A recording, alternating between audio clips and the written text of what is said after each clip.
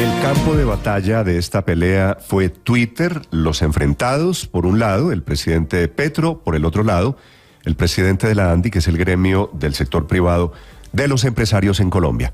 Doctor Bruce McMaster, presidente de la ANDI, buenos días. Buen día a usted y a todos sus oyentes, gracias. Doctor Bruce, ¿cuál es el fondo de esta pelea? ¿La reforma laboral o hay algo más? No, hemos discutido sobre la reforma laboral. De hecho, realmente no estábamos planteando esto como una discusión con el gobierno ni con el presidente. Lo que estábamos diciendo, hemos hecho y lo seguiremos haciendo unos estudios técnicos. En este caso, el estudio del Banco de la República, en el cual decía que la reforma laboral, tal como estaba, era riesgosa en términos de generar más de 450.000, la pérdida de 450.000 empleos. Pues a eso, digamos, eventualmente luego el presidente lo debate y nosotros pues le respondemos. Doctor McMaster, la posición del gobierno, creo que admitida tácita y explícitamente, es que esta reforma laboral no es necesariamente para generar empleo. ¿Eso no es legítimo, mejorar las condiciones laborales de quienes hoy tienen empleo? Claro que es legítimo, Néstor. Lo que nosotros estamos diciendo es que eso es correcto y eso hay que hacerlo. Es más, yo creo que hay que trabajar muy fuertemente en Colombia para eso. El cuidado que tenemos que tener es que por querer tener un objetivo en particular no generemos una consecuencia que sea indeseable incluso para el gobierno. Es decir, uno puede querer hacer eso que menciona usted sin duda, pero no tiene que cuidarse de que no vaya a generar desempleo. Generar desempleo sería un resultado bastante negativo y yo creo que también bastante indeseable desde el punto de vista del gobierno como consecuencia de una reforma de esta naturaleza. Doctor McMaster, cuando el presidente Petro escribe en Twitter que nunca habrá paz en Colombia con dirigentes empresariales que creen que esclavizando a los trabajadores se genera riqueza, ¿Usted qué opina? Porque pues en las últimas semanas sentíamos que había un ambiente de mayor cordialidad entre la ANDI y el gobierno nacional. Y le quiero decir una cosa, el ambiente existe. De hecho, ayer tuvimos otra conversación, pero bueno, es otra historia. Yo de eso no me preocupo mucho porque realmente nosotros tenemos que concentrarnos en los temas grandes, en las discusiones grandes. A veces en las discusiones, con algunas calificaciones, con algunas referencias, digamos, los que participan en la discusión, se distrae uno, realmente se distrae de los temas importantes. El tema importante es, estamos en una reforma, fue planteada por el gobierno nacional, por cierto, no corresponde a lo conversado en la Comisión de Concertación, eso también lo he dicho, pero digamos que eso es lo que está sobre la mesa hoy en día. Estando eso sobre la mesa, tenemos la responsabilidad de tomar la mejor decisión. Todos, claro que quienes toman la decisión son los congresistas, entonces hemos venido diciendo, será muy importante.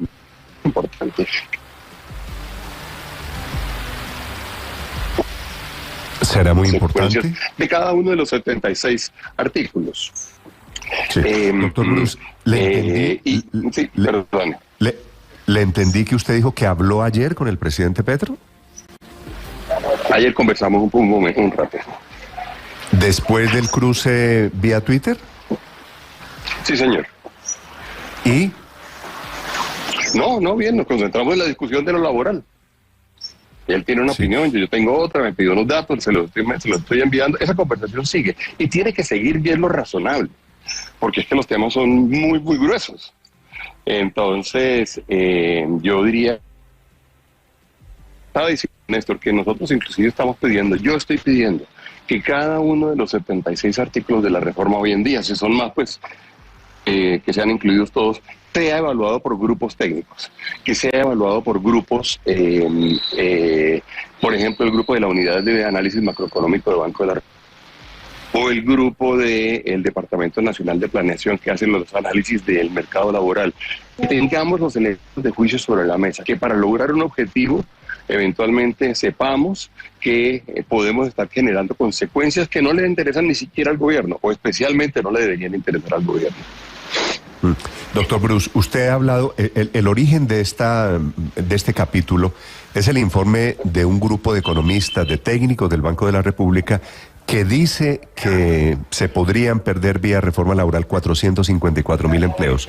¿Usted ha hablado con la gente del Banco de la República sobre el informe? ¿Ustedes ya estudiaron a fondo el informe? Hemos visto el informe, sí, no he hablado con ellos directamente. El informe está colgado en la página del Banco de la República. Usted la puede encontrar ahí, creo que ayer inclusive Víctor lo dijo. Es un informe que fue publicado por el banco, pero hay más informes. Si usted recuerda, el día lunes, por ejemplo, en la audiencia que tuvimos nosotros en la Comisión Séptima de Cámara de Representantes, ahí el director de FEDESA un poco más o menos lo mismo que el informe. Dijo, los análisis de FEDESarrollo nos están diciendo que puede haber un riesgo para el empleo formal grande, material, que tiene que tener en cuenta al momento de dar la discusión. De manera que y yo creo que esa es la forma correcta además de hacer las reformas. Doctor McMaster, ¿usted conoce o ha podido hablar? ¿Usted conoce o ha podido hablar con el doctor Leonardo Bonilla? Es un investigador muy importante del Banco de la República. Yo lo leo desde hace bastante tiempo. Tiene estudios muy importantes sobre el mercado laboral y es uno de los autores de este estudio del Banco de la República, donde dice que se perderían más de 450.000 empleos. Además, porque hay un tema bastante interesante y es que él es hijo del actual ministro de Hacienda, el doctor Bonilla. Sí, en efecto, él es un reconocido economista que entiendo hizo parte de estudios. Me enteré realmente, vi, digamos, la referencia que había en medios de comunicación a los autores.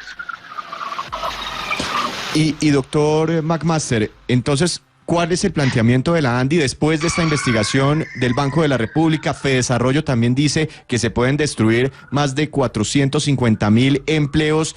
¿Qué se le debe modificar a esta reforma laboral para que no tenga ese impacto negativo sobre el empleo formal? Pues Víctor, yo lo que le digo es que esta reforma, cualquier reforma laboral, primero no debe destruir empleo, claro que no, pero no solamente no debe destruir empleos, la reforma debería construir empleos, deberíamos tener un mecanismo. Mire, ¿sabes? Aló.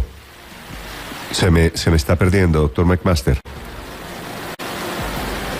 Bueno, hablando de la reforma laboral, hay unos temas claves de esa reforma, Víctor. Por ejemplo, ¿a partir de qué momento comienza el horario nocturno? Que es el Desde tema las de 6 de la tarde. Sí, creo desde las 6 de... y todos esos sobrecostos, Néstor, al final son los que dice el estudio del Banco de la República. Eso es un mayor costo para el empleador, para la empresa, y de ahí se deriva la conclusión de que se perderían tantos empleos formales, más de 450.000, porque será más costoso contratar por las horas nocturnas, por los dominicales que vuelven al 100%, Néstor. Los costos para despedir personal también se multiplican bastante, y esa es como la conclusión que hace este estudio, una mayor carga, un mayor costo sobre las nóminas, y eso se traducirá, dice el Banco de la República, o este equipo de investigadores, donde está el doctor Leonardo Bonilla, en una pérdida de empleos formales. Ahí se genera la discusión y toda esta tensión entre el sector empresarial y el gobierno nacional. Descree el presidente Petro del informe de los técnicos del Banco de la República. Entre otras cosas, su pregunta es cierto, el hijo del ministro de Hacienda, un economista relativamente joven, está metido allí, pero el presidente Petro dice que ese informe tiene fallas, que él no comparte las conclusiones, así que se está jugando, por otro lado, una reforma laboral que podría terminar siendo contraproducente, perdiendo empleo. Sería la primera reforma laboral en el mundo hecha a sabiendas de que se pueden perder puestos de trabajo. Es lo que advierten los técnicos del Banco de la República. Claro, es que precisamente, Néstor, es legítimo mejorar la calidad de vida de los que ya tienen trabajo, pero lo que es ilegítimo es destruir 450.000 empleos, y yo creo que ahí está la discusión. Ahora bien, pensando en una de las palabras que decía el presidente de la ANDI, me llama la atención cuando hace énfasis justamente en que cada uno de los 76 artículos debe ser evaluado por grupos técnicos. Él mencionó, por ejemplo, la unidad de análisis macroeconómico del Banco de la República, también la unidad especialista en estos temas de Planeación Nacional de Desarrollo, o incluso Fedesarrollo, todos estos centros de pensamiento. Y me quedo pensando si es que de pronto está en duda la capacidad de los propios congresistas de la Comisión Séptima para mirar con detalle y para mirar las implicaciones sobre el empleo de esta reforma. Es que además esos congresistas de la Comisión Séptima, Néstor, tienen en sus manos 3 reformitas chiquitas: la reforma de la salud, la reforma pensional y la reforma laboral. Es decir, son los mismos con las mismas. Yo creo que estarían totalmente abrumados de trabajo. Yo sería incapaz, por ejemplo, si fuera, no sé, miembro de la Comisión Séptima de la Cámara de Representantes, de poder mirar a fondo cualquiera de esas reformas, cuando cada una es Paola, de 76 artículos, 300 páginas, 500 páginas, por favor. Pues, están juiciosos, pero están por partes también. Doctor McMaster, no sé si me escucha, le quería hacer una pregunta final. ¿Está? Dígame. Sí, aquí estoy.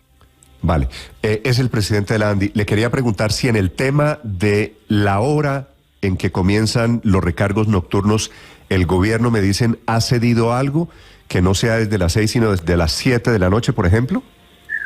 Vean esto, le quiero contar. Yo quiero redondear un poco porque estaba oyendo a Paola en lo que mencionaba ahorita. Yo creo que ella tiene razón y va en la línea de lo que nosotros estamos diciendo.